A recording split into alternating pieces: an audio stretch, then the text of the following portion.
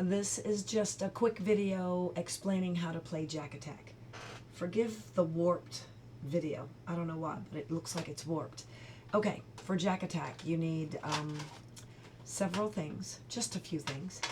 You need a deck of cards. I personally like the giant ones. This is the big deck because it actually is fun when you're playing it. Just a standard deck with everything in the deck but the jokers. You need to remove the jokers, and you need either a sheet of paper or I use the snake. Some people use J-A or J-A-C-K to do 4 rounds. Snake is where you use, snake only gives you 5 rounds. That's the only, the first round is S, then N-A-K-E. And at the end of each round, the one who gets the most cumulative, combined, wins the game. We never make it to E because it takes a long time sometimes. All right, now let me tell you how to play. I have the deck. The kids will use just the column for the round that we're in, and they will not erase anything. All right, there are 4 cards that have special meaning. First of all, the ace. The ace is 1 point. The king taxes the current score by cutting it in half. So when the king shows up, you're being taxed half of whatever the current score is. The queen gives you a bonus of 10, I believe. Yes. And then the jack. When the jack shows up, that ends the round. The point of Jack Attack is to be the highest scorer without getting out for each individual round. The kids are standing up. They have their sheet of paper or the sheet similar to this, or just a regular sheet where you start. You don't have to even make lines. They just do it in a row. When you're done, they can do another row.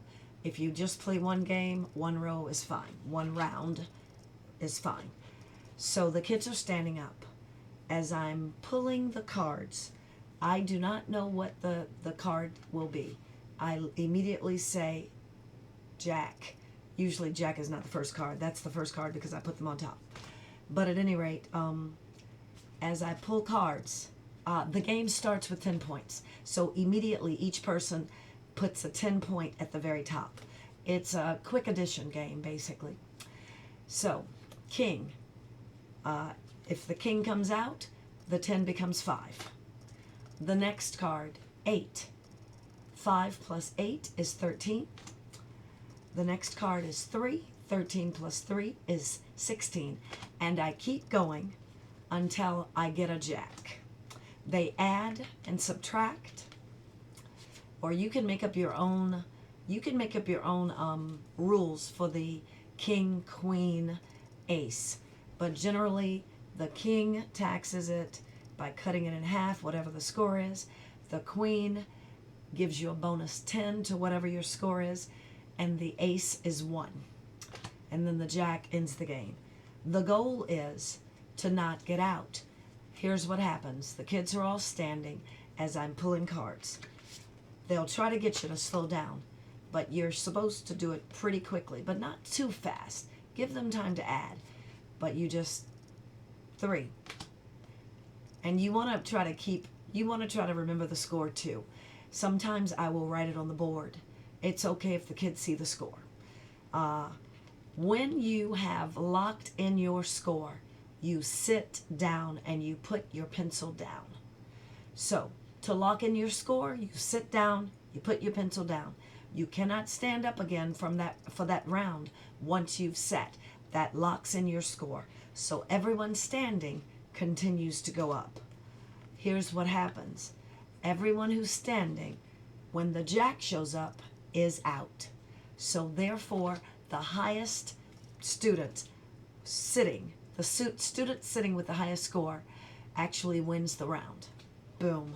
And everybody else gets a 0 for that round. And then we start all over. Because there are 4 jacks, I don't shuffle the deck that I've already pulled. I continue until I get all 4 jacks done.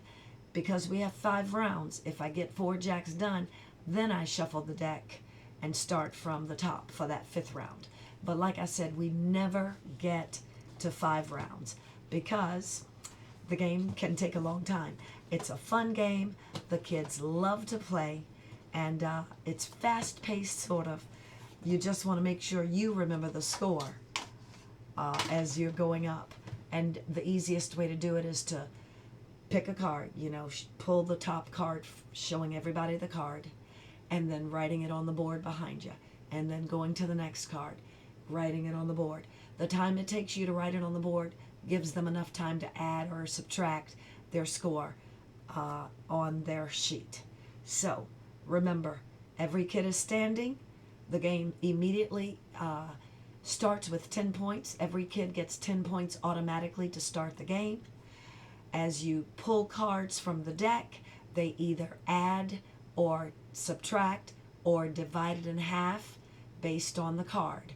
Remember, the queen gives you a bonus 10 to whatever the score is. The king cuts your score in half. Whatever that score is, it's cut in half. The jack completes the round, and everyone standing when the jack shows up is out. Everybody who's locked in their score by sitting down has a chance to win the game when the jack shows up, because at that point the round is done, and then you ask who has the highest score. And then, of course, forgive me, the ace is 1 point. And then, of course, the number cards are face value. That's how you play Jack Attack.